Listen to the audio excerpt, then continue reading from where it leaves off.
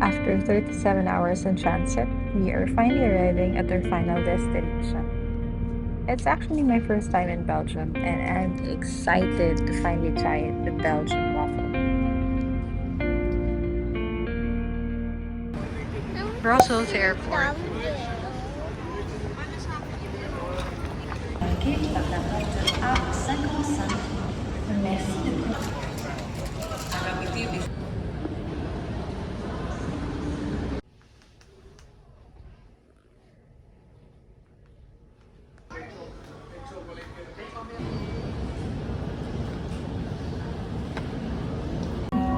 Information for passengers on Kuala Air.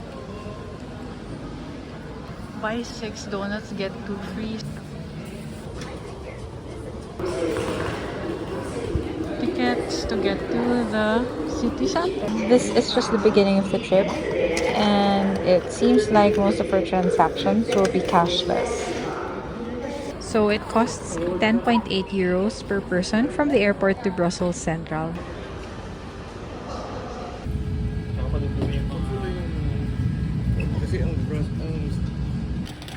Kasi 2:40 to aalis eh. Baka yun ang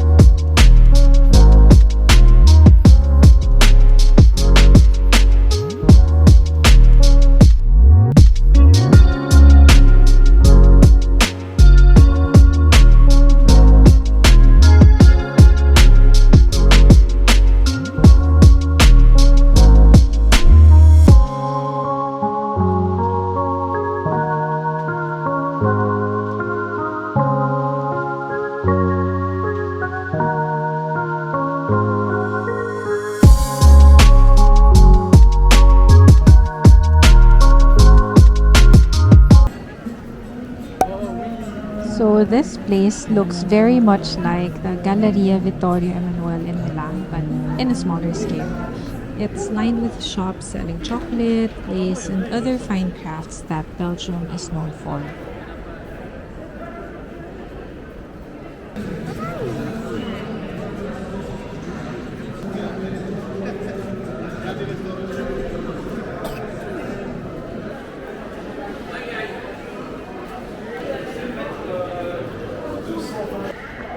Ang ganda no, parang mga kanood na.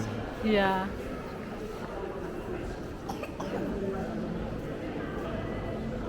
So may waffles nito. Look at that. Wait, I'll just take a... I found it. Eat that. Wait. Waffle. A giant size. No, don't pull on my jacket.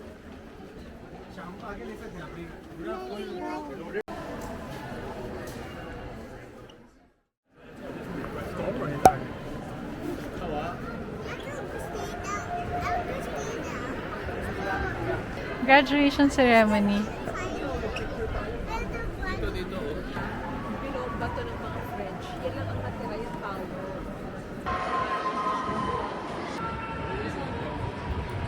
Thingy head, thingy pea shoe.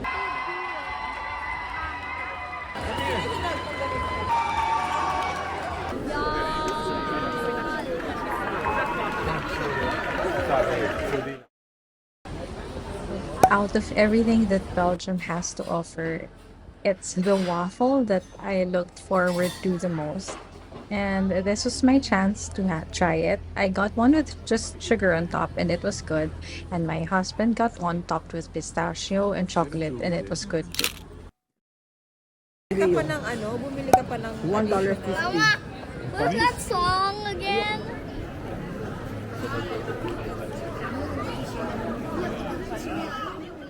So this is the mannequin piece, and it's a very, very small statue of a little boy who they dress up differently during different times of the year. And it's famous because it was based on a legend that claims that a young boy once saved Brussels from disaster. The enemy was at the gates and ready to bring down the city walls with gunpowder, and then this boy, who happened to be around, desperately needed to relieve himself, and in doing so, he extinguished the fuse. Sales. Ano? Inyo dito? Ito. May muscle tsaka ano. Oo.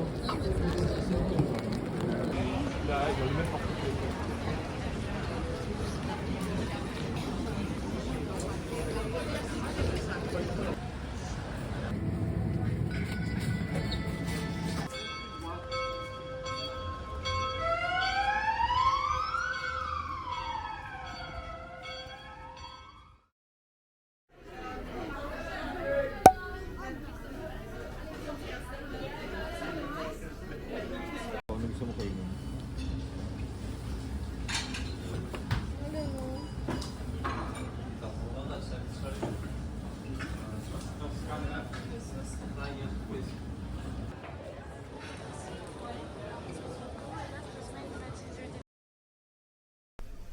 Good morning. It is our first full day here.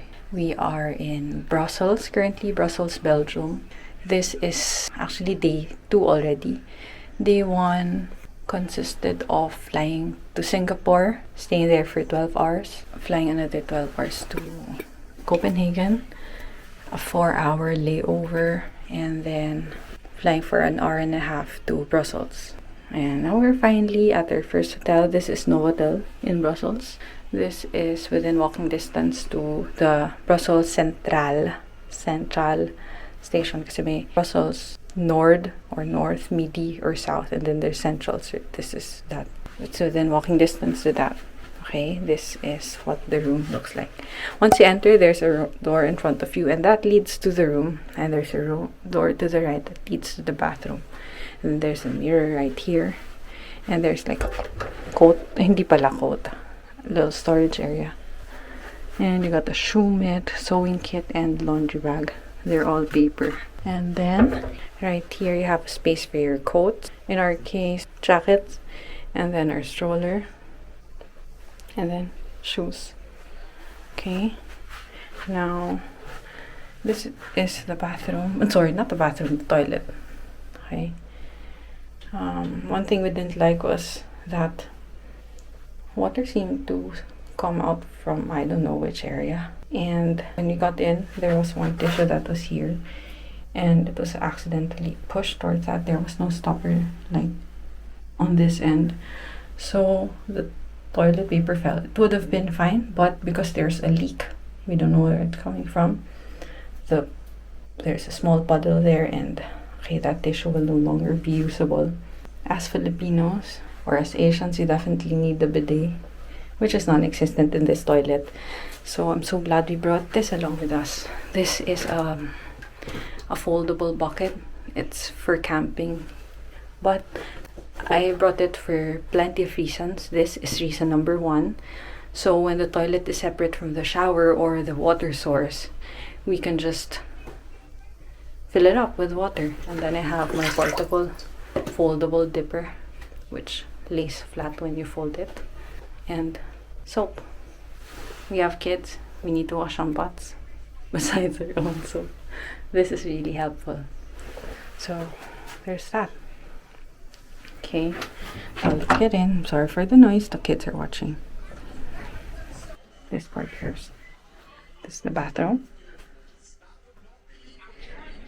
There's a hair dryer, a mirror, another the main mirror, and then it comes with a shower gel and shampoo and hand soap for this part. The shower works well. Good water pressure. Good water temperature control. Then let's go out again. There's a mini bar.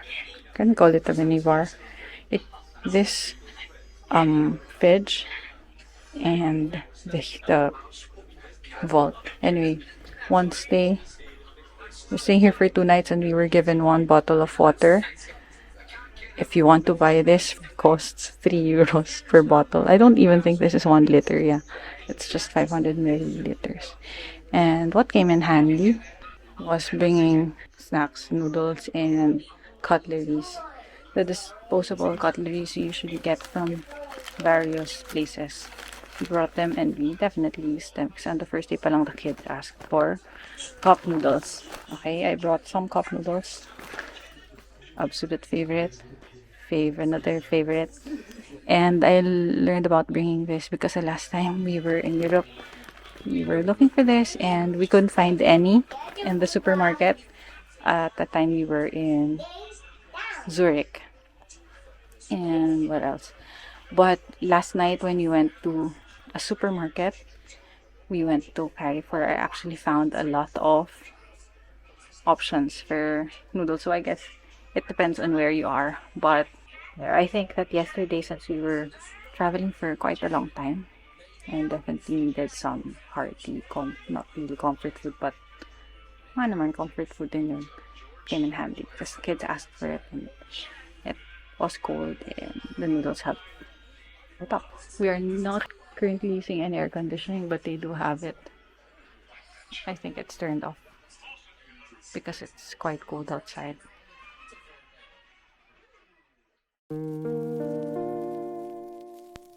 Then we took the train to Bruges and Ghent, which will be in a separate video.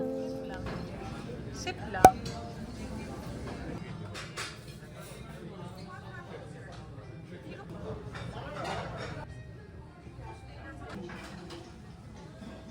And very, very Belgian mussels, fries, beer. So, dapat hindi pahingi ka ng ano.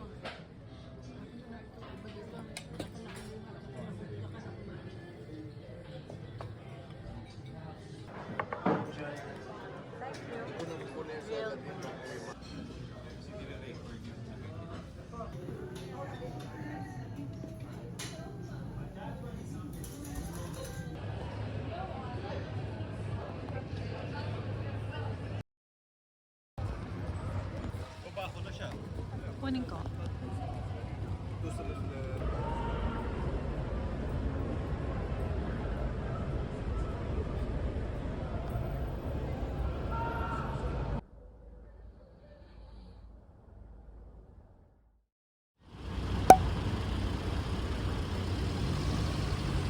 Morning breakfast run. So it's either I get from there or from there, and there was just up there. Okay, the shops are still closed. I think it's around 8 in the morning. So a little recap of everything that we've done here so far. We started in Manila, flew to Singapore at around 7 in the morning, and we arrived in Singapore at around 11. And then we stayed there for 12 hours. We went out, ended up eating at Lau Pasat, and took a very, very mainit, very warm walking tour of Singapore, as it always is in Singapore. And then at midnight, we went back to the airport and spent a few hours at the lounge, the SATS lounge. And then around 12 midnight, it was time to fly out of Singapore all the way to Copenhagen. Arrived in Copenhagen in the morning around 8 a.m. I think, and then after 12 hours at around 12 noon, we flew to Brussels, took the train to Brussels Central, and now we're staying here at Novotel. That's Novotel. I really love the location. I cannot take any credit for this entire trip because it was fully planned by my father-in-law. The location of Novotel is very central, as you can see. If you walk that way, you can go to the very popular Mannequin Place, and the place is surrounded by several restaurants, cafes, and there's a Carrefour over there. I think there's another supermarket in this area, but we haven't been. Yesterday, we took an hour-long train ride to Bruges, and there we took a boat ride. and then from Bruges we took another train to Ghent, and then from Ghent went back here to Brussels, and then ate at a really nice restaurant here that first looked like a tourist trap, but it definitely wasn't, because all the food that we consumed there was definitely good. So that's yesterday, and then moving on to today. After spending the morning and the early afternoon here, we will be taking the Flixbus to Lille in France. It's gonna be an hour and a half long journey to Lille in France, and I'll update you again. Off to get some breakfast. I'm not sure if I should get from this shop right here. One there. Where's a room? Which one is a room? Okay, so that's the hotel, and it's right in front of this. Is it a square? That's something for takeaway.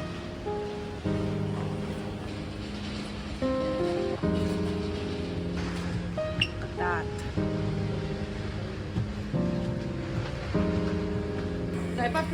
Sorry. 50. Yeah.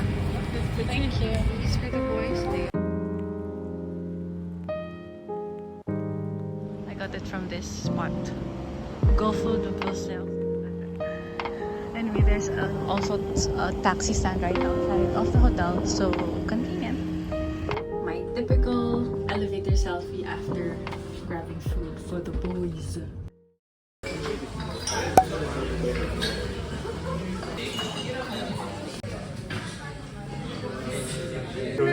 Sa kanin saan?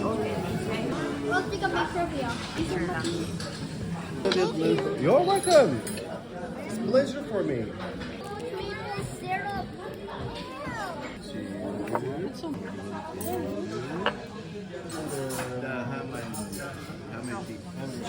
This is the cold sandwich for gentlemen. Yummy? Is it yummy? It's just like You can eat that. Turkey panin. I think I had some. kind of like around the spike trap. And when somebody tries to steal it, the spike will pull the Ah, minha barriguinha boa. love you. Minnie. Minnie. I just love you. Minnie. Oo nga pala, nung nasa Nice tayo, ang daming ganito noon.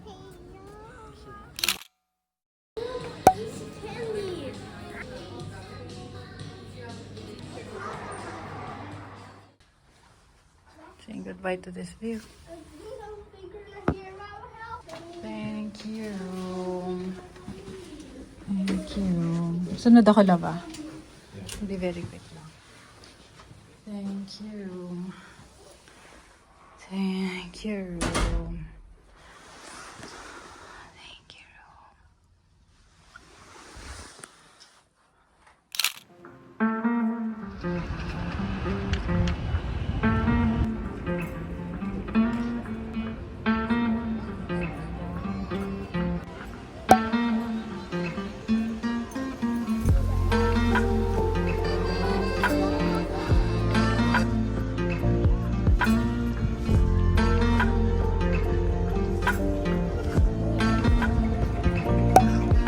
Museum of Musical Instruments. Imagine how they did that back then.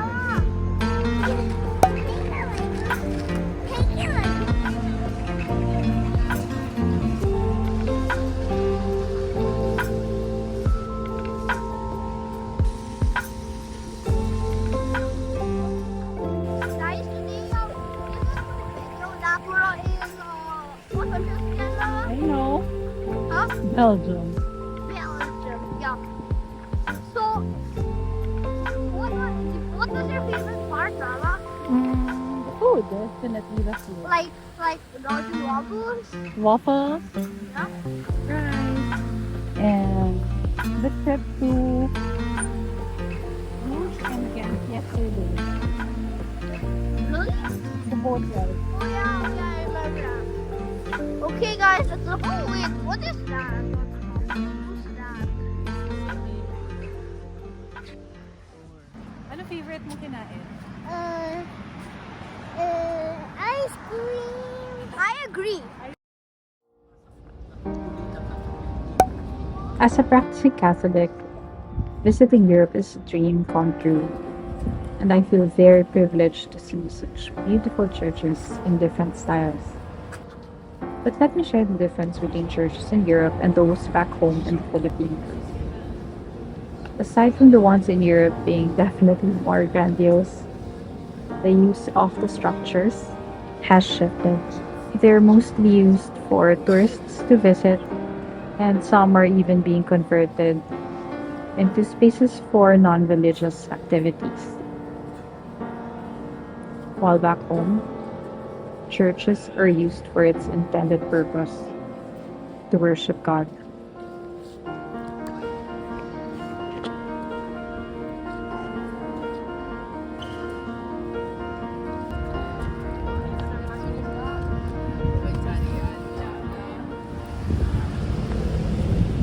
Super lamig ngayon.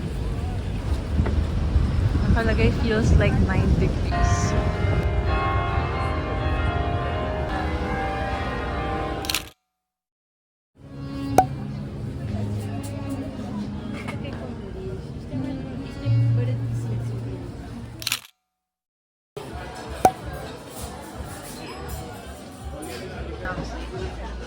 Steak medium well, cheeseburger.